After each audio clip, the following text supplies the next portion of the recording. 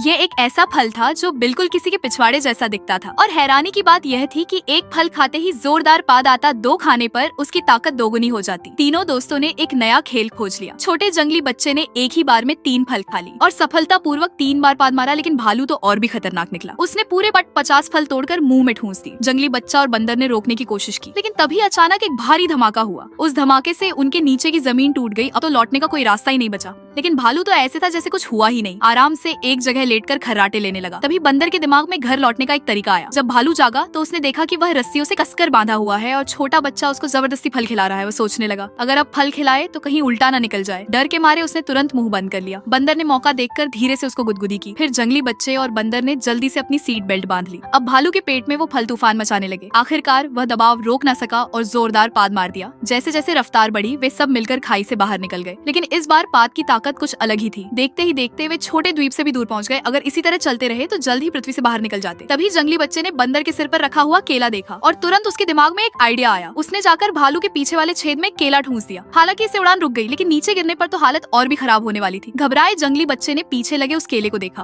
और उसके मन में एक पागलपन भरा विचार आया। उसने केला निकालकर फिर दबाया, जिससे पाद हवा छोड़ने जैसा धीरे धीरे निकलता गया और वे नीचे आते गए। लेकिन इस बीच भालू का चेहरा नीला हो गया। आवाज सुनकर ऐसा लग रहा था कि शायद थोड़ा पानी भी साथ निकला हो। आखिरकार वे सुरक्षित लैंड कर गए। जंगली बच्चे ने केला वापस बंदर को थमा दिया, लेकिन बंदर ने नाक सिकोड़कर उसे एक तरफ फेंक दिया। भालू ने केले को देखा और उसने केले को खा लिया।